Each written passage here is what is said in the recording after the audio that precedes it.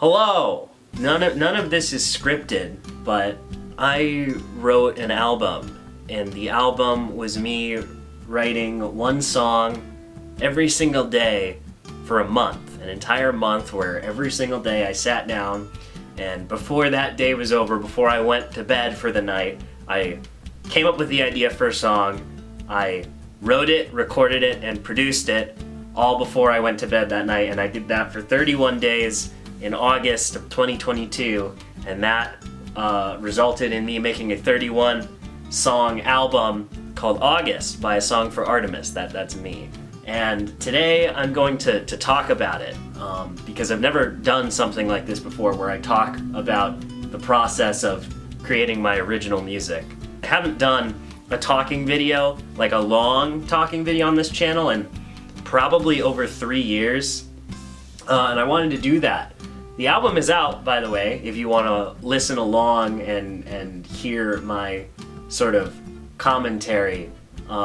There is going to be a full album stream up on YouTube, but by the time this video goes up, it's not going to be out yet.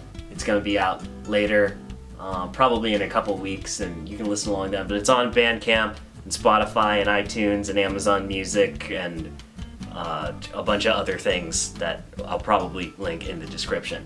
So I'm going to go through this album and talk a little bit about my inspirations for each of the songs on each day. I had a lot of ideas brewing in my mind that I wanted to put out there into the world. So I'm gonna be talking about those things. Yeah. I guess I should do a bit of a warning that for this video I'm gonna be just kind of babbling a lot and just talking my mind. So if that's not really your kind of thing, this video might not be for you, but it's gonna be pretty freeform. I'll try and edit it down where I can, but I feel like a lot of what I'm gonna say is gonna be succinct. There's just a lot that I have to say because I'm just the kind of dude who likes talking about things that are exciting for me. So sorry. Something that I guess I should mention is the sort of idea for the album was spurred on by me being like, I want to write music, but it takes a really long time to write music. And I think I'm pretty good at writing music quickly, so I'd rather write a bunch of like okay songs pretty quickly as opposed to taking a really, really long time to write longer songs that I was more proud of, because the album that I put out before this one, the EP, In the End It Was Nothing, that was 4 songs, and from me starting that to finishing it, it probably took like a year and a half, and I only made 4 songs. So I decided I'm just gonna take a month to make 31 songs, and I think most of them are pretty good. Some of them I dislike actually on this album, but most of them I thought were pretty good. I don't even remember who it was that I heard a story about. It might have been Chris Cornell. It might have been somebody completely different, but for some reason my brain thinks it's Chris Cornell, and I couldn't find anything online from the brief research I did, so I'm probably wrong. But I heard some cool artists that I liked, like back in their college days with like their roommate or something, challenge themselves to write a song every day for however long it was. I don't know if it was a month, but I always thought that was really, really cool. I was also super duper inspired by the band 1st of October, which is Rob Scallon and Andrew Huang's one day a year band, where they every single year they'll rent out a studio and they'll record an entire album. I think they'll do like 10 songs. They did 11 songs one year. They missed 1 year. I think it was COVID that they missed a year. But I like that idea of like just the spontaneity of we have to like get this done, because that's what happened a lot when I was recording this album. Was I would finish the song and I'd be like, man, there's so many things that I could add to this. I could add a whole nother verse. I could add a whole other set of tracks for instruments, but I just never had time. And that was kind of exciting, being forced to figure out like what was important, what I needed to make the song feel complete, even when I had a bunch of other ideas. So some of these songs I may actually end up revisiting and doing like singles versions where I expand upon them, but I don't know. Also, one thing I wanted to mention, you probably can't see it really well here. If I remember, I'll throw it up on the screen, but that's the album art. It's beautifully done by my friend Cinnavee.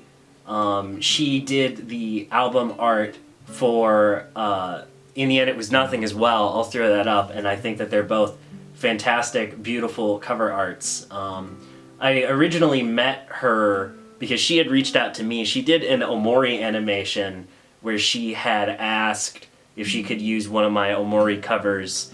But I think what happened during that animation was it ended up not really working, and like she had to redo the storyboard or something, so it ended up not really working out. So she ended up just using the cover for the credits that I gave her.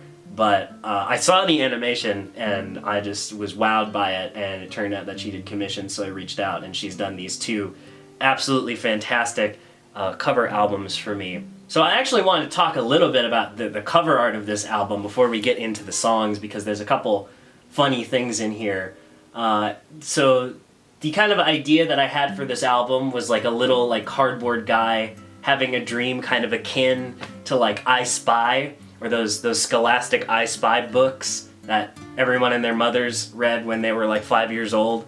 And I mean, everyone with their mothers, not everyone and their mothers, because I don't know how old those are, but they don't feel old.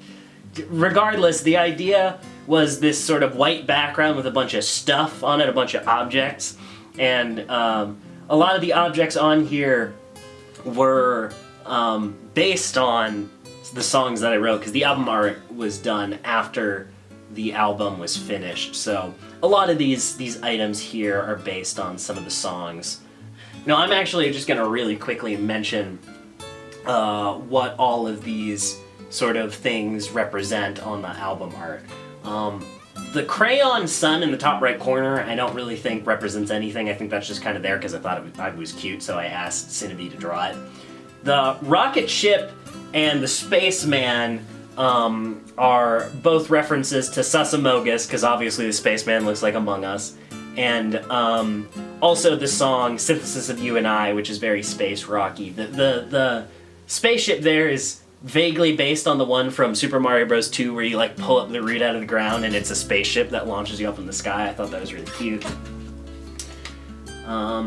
You've got the starfish, which represents Unending Sea, because obviously sea life. There's sort of like a plastic tea set, which represents the song Jazzmine Sleepytime. There's some ice cream there, which represents the song Sprinkles.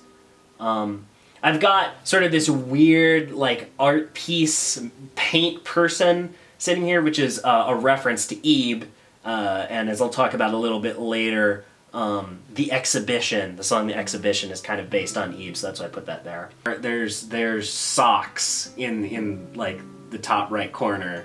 That's Socks On. There's also just an acoustic guitar over sort of near the left side of the thought bubble. I mean, just because, you know, it's a guitar album. Then I've got a toy yellow truck, which represents Yellow Truck. There's a toy pizza in there, which represents Nice Dream, because I talk about pizza in that song. There's a syringe, which represents the song Waiting for the Needle, obvious. There's a guy fighting a fire-breathing dragon, which represents the song Slayer's Tale, where I talk about fighting a dragon. There's a little goblin dude, funny little goblin dude, which represents the Goblin Song, obviously. And then in the bottom right corner, there's a white egret orchid, which is represented by the song Orchid. One fun thing is the name of the album, August. Obviously, I named it that because that was the month that I did this, but originally, the August text at the bottom was supposed to be the same text as the Song for Artemis, that sort of like medieval fantasy style Lord of the Rings kind of text. But I wanted it to be kind of tilted to the side because I thought it would look cool. So before we went into doing August as that sort of medieval text, I had messaged Cinnavee and was like, can you give me like a mock-up of like what it would look like tilted to the side? And she, like on her phone, drew it and was just like that, just to kind of show me the shape. But it ended up looking raw as hell. So I was like, can you just like make that the final version? And we ended up doing that. Another fun thing to mention is the guy on the cover art was kind of inspired halfway between the villager from Animal Crossing and the main character of Media Molecule's Tearaway. That's kind of what I had in mind. And I let Cinnavee name the guy on the album, and she lovingly named him Peepo. So you guys now know it is canonized for real. I think this is the first time I've mentioned it publicly, but the guy on the album cover of August is named Peepo. So Just a fun little tidbit for you.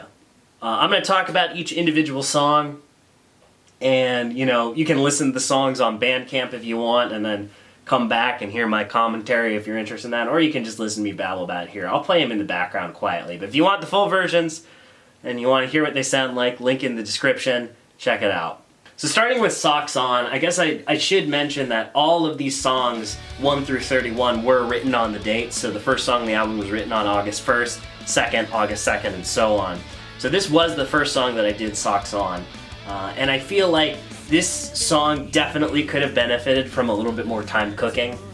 There's a lot of things I wanted to do with the production, and like I could have thrown in a solo, but this was the first time, that I was starting doing this thing where I was like, okay, I gotta write a song in a day, how do I do this? So this was the first attempt at that. So the idea behind Socks On was I just kind of wanted to do a pretty generic thing, like an upbeat indie rock tune, which I succeeded at, I think.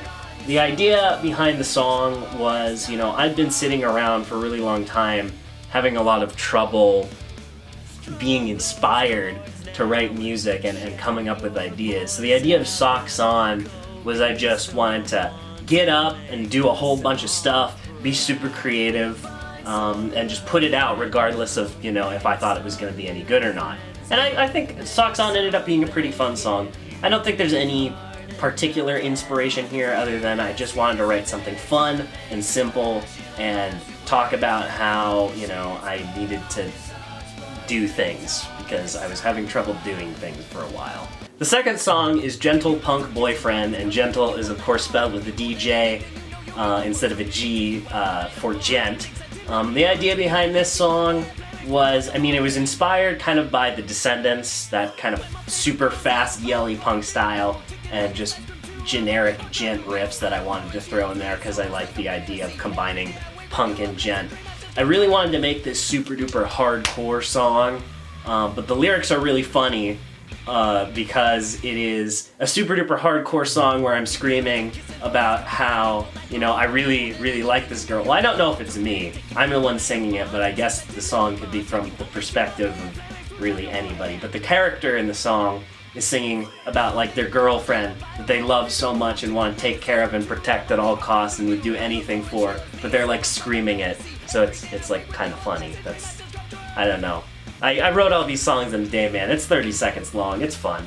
Lo-Fi Beats to Be a Creep To was this song that I wrote that I was inspired to write because I had this VST software that kind of makes your guitar sound lo-fi. I'm gonna really quick look up what that's called. This thing right here is what it is. This is Lo-Fi Space Mono is the one that I used by Waves.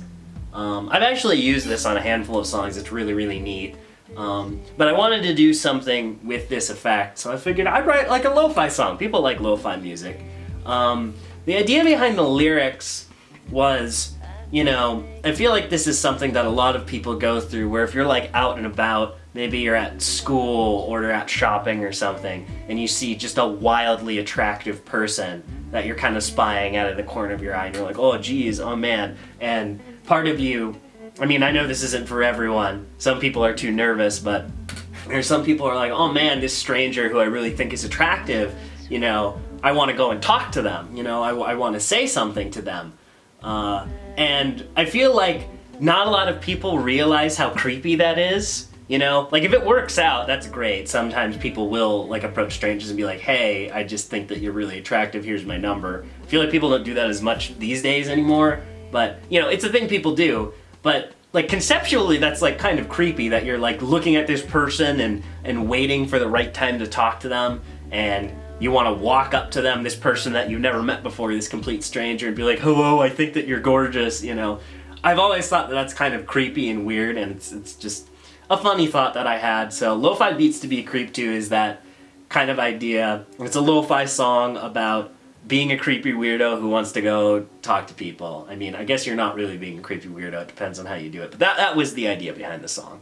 Now this one's really interesting. The next song on the album was Nice Dream, and this song is based on multiple dreams that I had. It's kind of a more relaxing lo-fi tune, but the way that it came to me was in two dreams.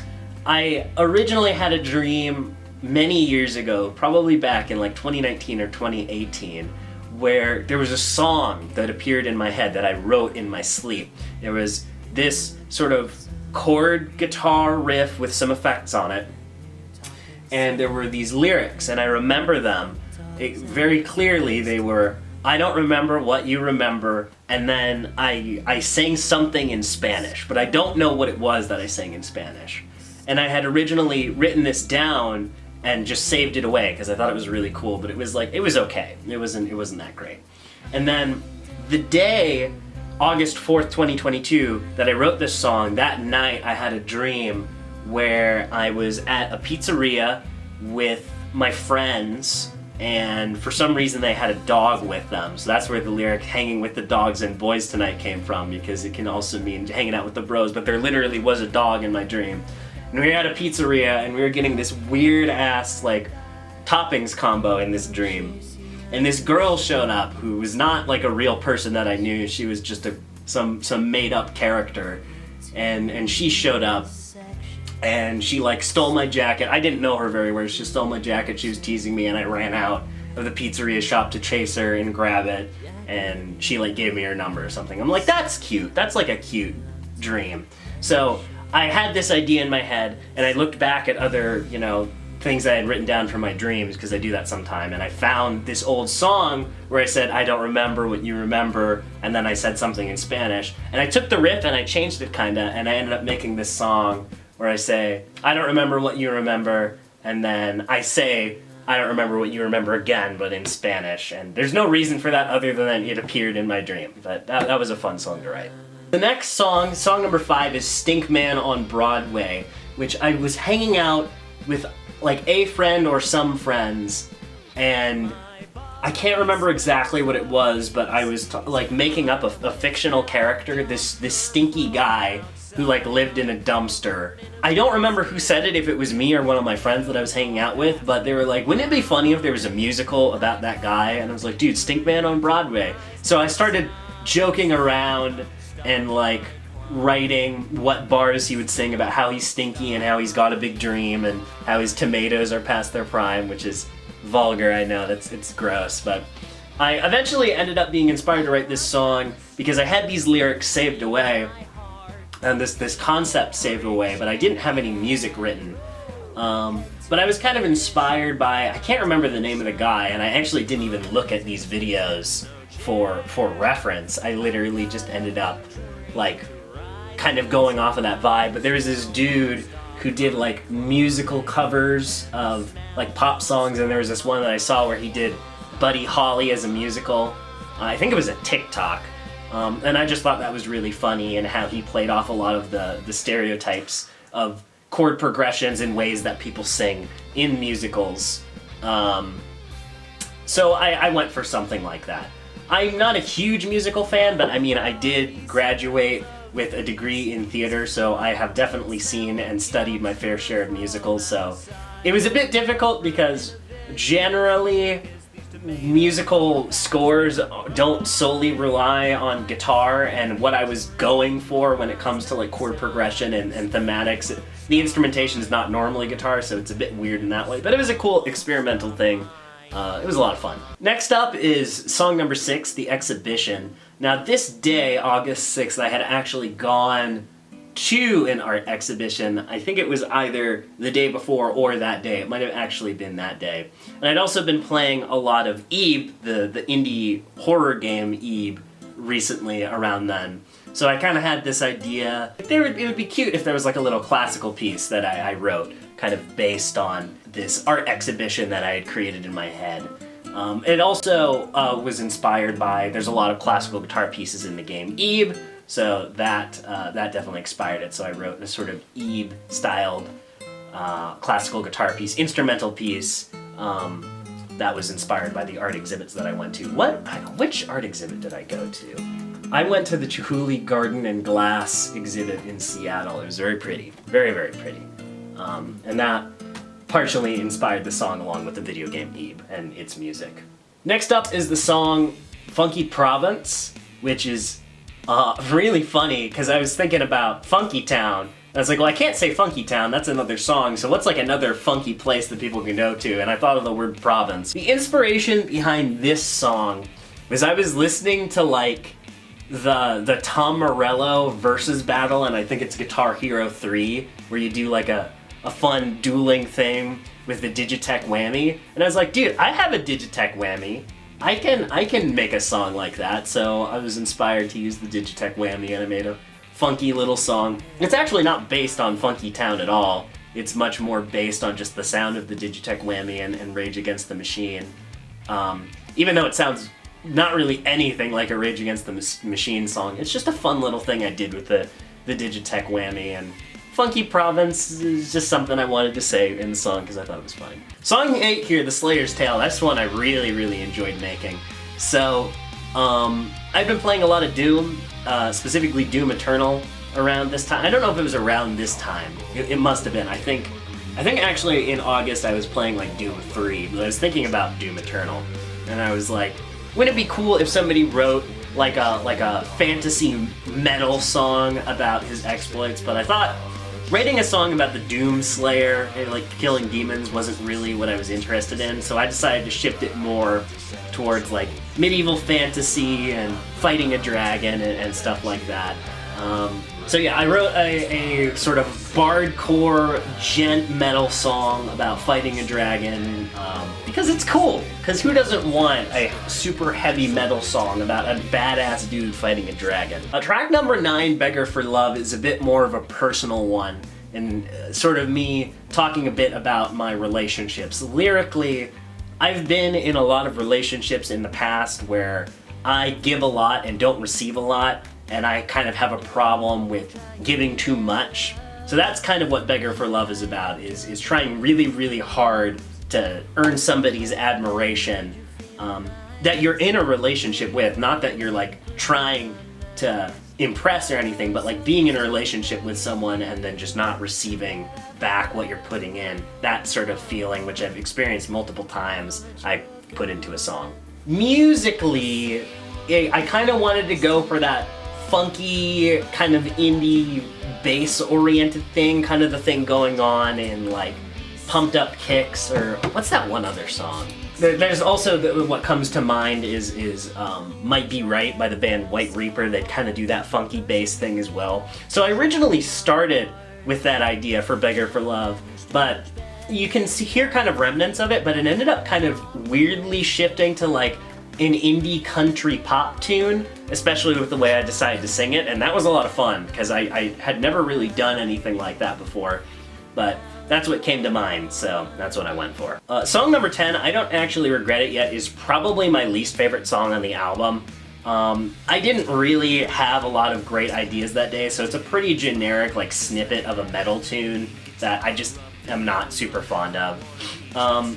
Lyrically, it is kind of based around the idea of my childhood heroes who you may find kind of funny, but I grew up watching a lot of YouTubers who were just dudes with their guitars sitting up in their bedrooms recording covers of video game musics or some of my favorite bands, and I would be like, dude, that's so cool, I want to do that. And I mean, that kind of set me on this path, and now that I'm older and still doing this because I'm really passionate about it, I realize, you know, in adulthood, because when I talk about my childhood heroes, I mean like when I was like 12 or 13, you know, almost a decade ago, over a decade ago at this point.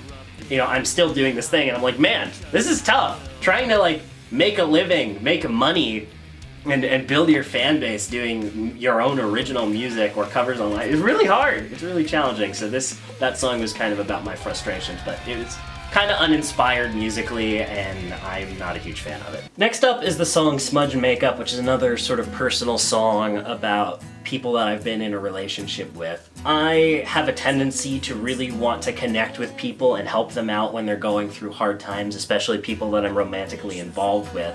But a lot of the people I end up with will, you know, not really want to open up or not want to talk about their problems because they feel like they don't want to burden me with those problems, and that's a really sort of deep personal struggle that I've had for a long time, is people not allowing me to help them, which, you know, sometimes people don't need help, And that's something that I've struggled with for a long time, and that's kind of what I put a little bit in this song. This song is specifically based on a snippet I had where a past girlfriend of mine was going through a really hard time, and she was crying and her makeup was running, and I asked her, you know, what was wrong, because I didn't really fully know what was wrong, and she basically said, "I'm fine, don't worry about it, I'll take care of it," and that was really challenging for me. For this song I used a lot of orchestral string VSTs because I feel like that's a really good, powerful, emotional instrumentation, and acoustic guitar as well. Smudged Makeup is just kind of based on some of my favorite emo acoustic pieces, ballads. I wanted to do one like it, and I did. Jazzmine Sleepytime was written on a day that I was really tired, like really tired. So I wrote a quick little funny jazz tune about being depressed and tired. I guess it's kind of loosely based on the song Jazz by Rob Scallon, D-J-A-Z-Z, which I kind of used that joke earlier in the album with Gentle Punk Boyfriend, taking a just sound but making it DJ. So Jazz by Rob Scallon it's a joke that it's a really cool, smooth jazz song that becomes a hardcore gent song just intermittently, randomly throughout the song. But I took inspiration from their jazz section of that song that they did and just kind of rolled with, I want to make like a goofy, funny jazz song. And I mean, the name Jazzmine Sleepytime is of course a reference to tea, Jasmine tea, Sleepytime tea.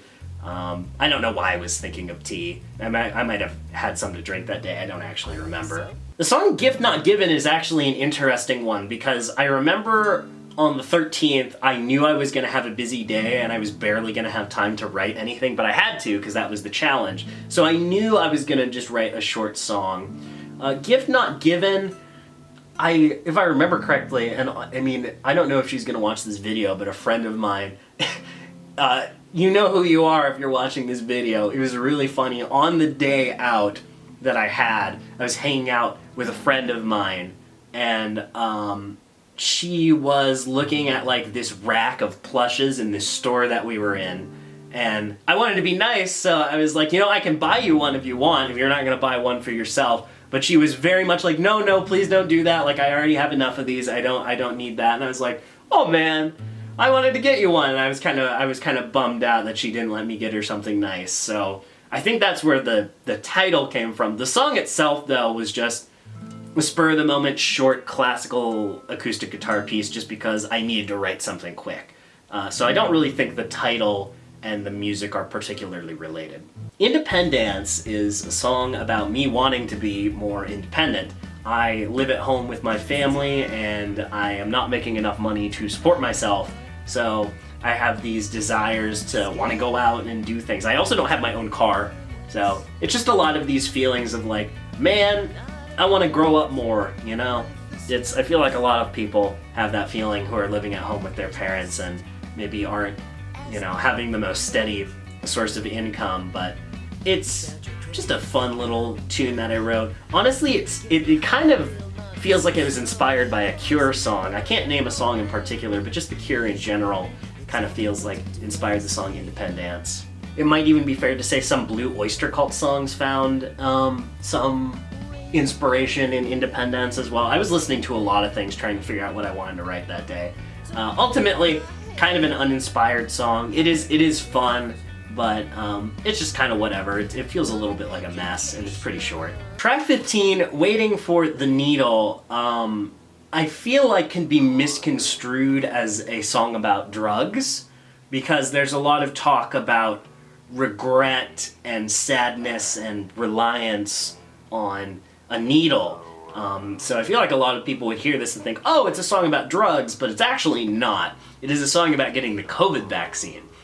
Because I, during the 2020 pandemic, lived at home with my family, and my dad, around the time that the pandemic was going on, was having some lung issues, which thankfully he does not have anymore, or at least if he does, they're not as bad as they used to be. But because of that, I was really particularly scared about getting COVID before I was vaccinated, because I didn't want to pass it on to him, because I knew that if he would have got it when he was having those lung issues, it would have been really bad. So I was kind of just stuck at home and wasn't really able to go and see my friends because I was so worried about my dad. at the time. And, you know, I kind of got into this sad daily routine where I'd wake up and just be like, when am I going to be able to get that COVID vaccine so I can finally go and see people? And it took a very long time. So that's kind of what this song is about, is waiting for the COVID vaccine and then being able to reconnect with people. Halfway Interlude is literally nothing special. It was a day that I didn't have much time, and I knew I was halfway through the album, so I just did a fun little, like, chorusy delay kind of riff that I messed around with, and that's really it. There's nothing particularly interesting about that song. Now, the song Orchid, this is a big song. This song, to anyone who knows what I do on my YouTube channel, would know that this song is about Omori. This song, in my opinion, I mean, I'm the one who wrote it, so I guess it's factual, but so something I should say about any of my descriptions of these songs is whatever I say the song's meaning is for me, that doesn't have to be the meaning for you. If the song means something different for you, that's awesome. I'm not saying my interpretation of what I originally wrote has to be the factual interpretation. Like, any interpretation that you have, don't let me saying anything take that away from you. Whatever way you interpret it is right. Unless, of course, it's like hateful and weird. Don't do that. But the song Orchid is from Sunny's perspective after the true ending of the game. I won't go into too many details just in case you don't want to be spoiled for Omori, but that is what it's about. There's a lot of references to the game, and of course the white egret orchid is a big symbol in the game. And actually around this time I was growing my own white egret orchids, and eventually I want to do a music video for this song. I got some footage of my own homegrown white egret orchids that I want to put in the music video when I finally get around to doing one for this song. But it's a very powerful, emotional song because, I mean, Omori means a lot to me and the storyline means a lot to me. So I wrote a song from Sunny's perspective about the main events from the game. Again, if you want to, I'm not going to talk about it here because I don't want to spoil Omori, but if you look at the lyrics and think and have finished the game, then you should understand kind of what it's getting at. I think Orchid was slightly based around Hear You Me by Jimmy Eat World, vaguely, with those sort of like high acoustic notes and the somberness of the singing and this sort of big emotional chorus where there's a lot of voices. I pulled inspiration from that song. What That One Guy We All Know's Dad Sounds Like is a song that I wrote. I was originally not going to write a song like this. Like, I was going to do something completely different on this day, but I don't remember what. But I didn't have a lot of time, as I, didn't have on most days. So I just pulled out a slide, started playing a blues slide riff, and was like, I should do like a goofy-ass blues vocal over this. And I was thinking, what do blues guys do? Well, they complain a lot. That's what they do in their songs, is they complain about like their wife or something that's not going right in their life or how much they're drinking. And I thought, like, what's like just enough of an issue in like American society to be funny, but really not that big of a deal, so it can be like kind of political. And I thought, like, so many people complain about those damn centrists who don't have a strong opinion. So I wrote a song about a dad who's a centrist who doesn't want to vote and doesn't have any particularly strong policy opinions that so many people complain about. Just like a middle-class centrist dad, the average American dad, singing a blues song. That was the character that I came up with for this song, and that's it. That's the whole idea. It's funny. Track number 19, Friends, is just a cute little acoustic piece I did. I don't think it's inspired by anything in particular other than my own brain. But lyrically, the idea behind this song is throughout my life I've had a lot of different friend groups that at different points in my life I've felt more or less connected to, and some of them I've drifted away from. So this song is kind of about how at moments in my life I can feel extremely close and connected to certain friend groups, but I know that in the future, we'll change as people and we might drift away. But that's okay, because right now, in the moment, we're connected, and it's okay that in the future we may grow and drift apart. So just a cute little song. Oblivious Toxicity is a ska song that I wrote. I mean, I would say that musically it's kind of based on K2G by Puffy Amiyumi, which everyone my age would know as the funny Japanese ska song that plays in the background of the episode of Teen Titans where the main characters are trapped in Mad Maud's mansion and are experiencing horrible like hallucinations and are trying to escape, and there's a funny montage. So I feel like it's like slightly based on that tune, but it's more just ska in general. Lyrically, there are a handful of people that I have met in my life who are really terribly toxic for different reasons, and they are completely oblivious to the fact that they're extremely toxic. So that song's kind of about that. I also incorporated the idea of like toxicity being like eating a lot of food and just keeping going and going and going. And I don't know, that's kind of what came to mind. I combined those ideas together. Next is the song Susamogus, which I mean, like, come on, like you know what it's about. Like, you know what it's about. It's a bit based on When the Levee Breaks by Led Zeppelin with those big boomy drums and kind of bluesy sounding guitars, but it took a different direction than that as I recorded it. It's about fucking sus imposter being sus and doing Among Us things, and I don't know. I wanted to write an Among Us song, so I did. Now, Man Experiences Grief is an interesting song because it's an idea that I've had for a long time. I feel like there's kinds of hints of Morrissey and the Smiths in Man Experiences Grief, but honestly, I mean, there's also Djentle, there's really kind of sad, decrepit sounding guitar parts that are just completely not like Morrissey at all, but I think the general vibe I kind of pulled from Morrissey songs. The idea behind this song is that there's 5 sections of the song that represent the 5 stages of grief, and the character in the song was like betrayed by one of their friends, and they're going through the 5 stages of grief and how they feel after suffering a deep betrayal.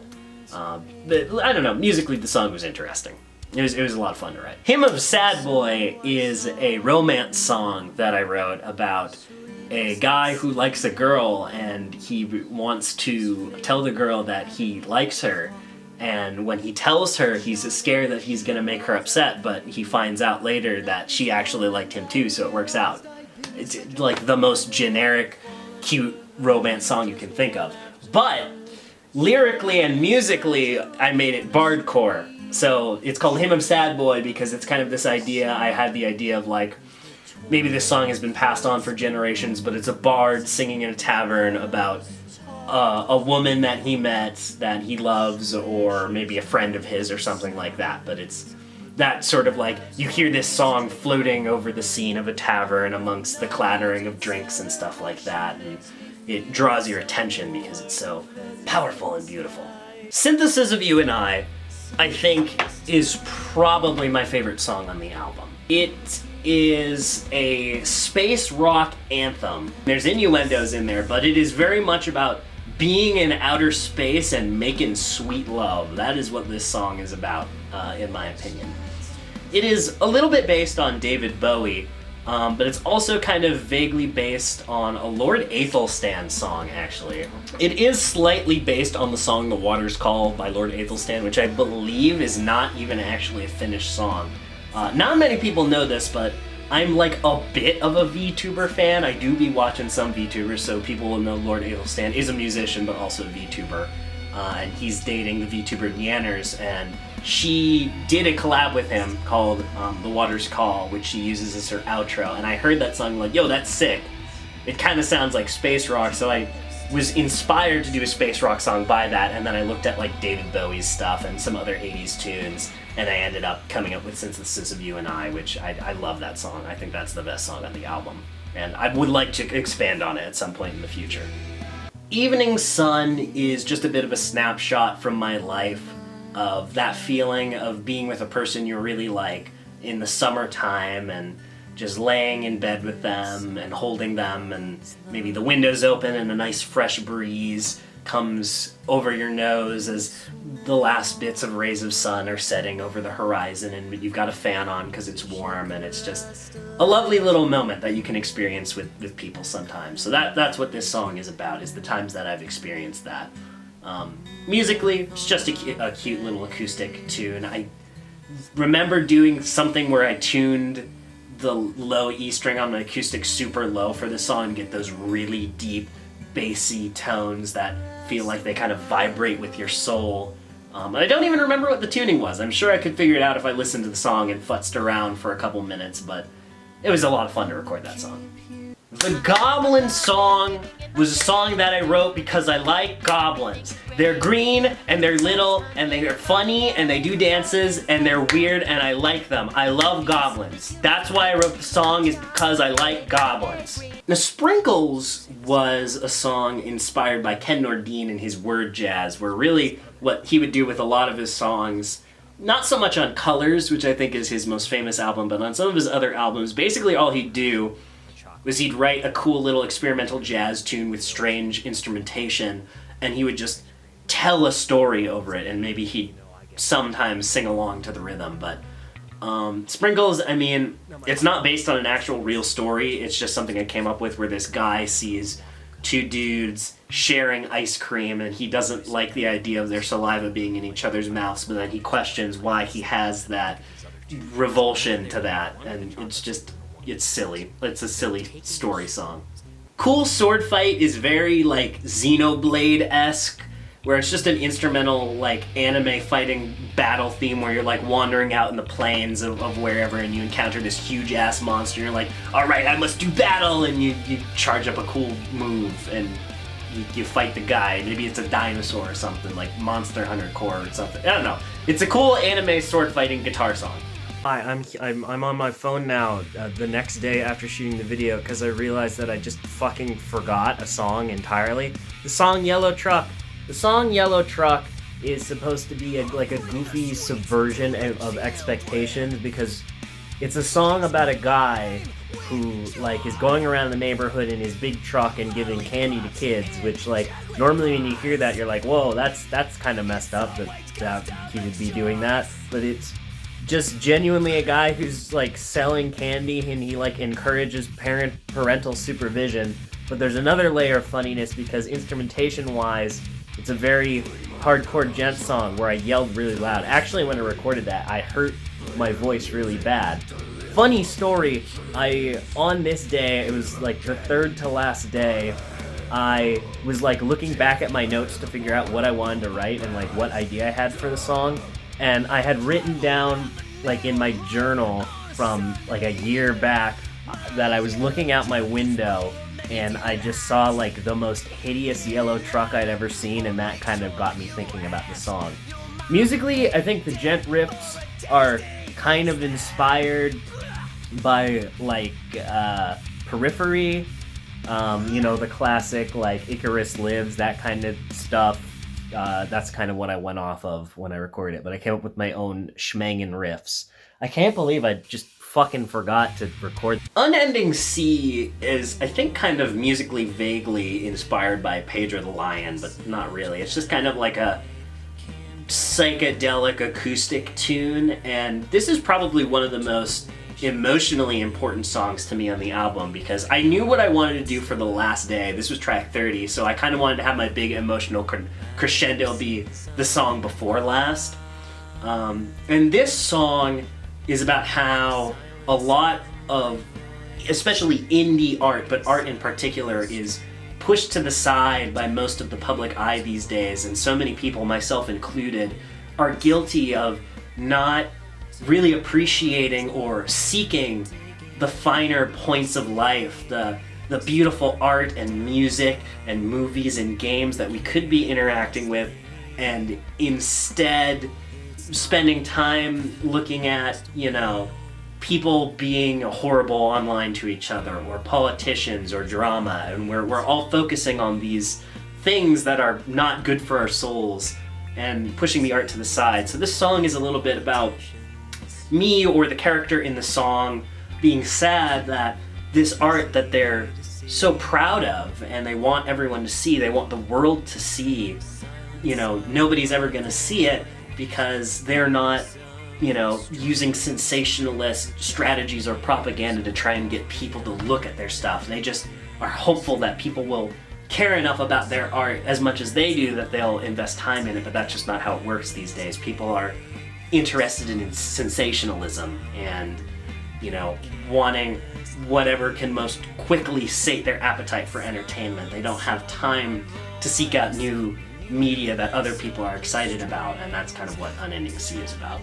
Socks On Reprise is an acoustic version of Socks On, where I talk about all the songs that we've written throughout the month and, you know, just kind of reminisce. Obviously for me it was a month-long journey. If you listen to the album it was less than an hour journey, but the idea behind Socks On Reprise, other than being a cute little motif reference to the first song in the album, which if you started it over you would instantly recognize, oh, these are the same songs, I mean, besides, you know, having the same name.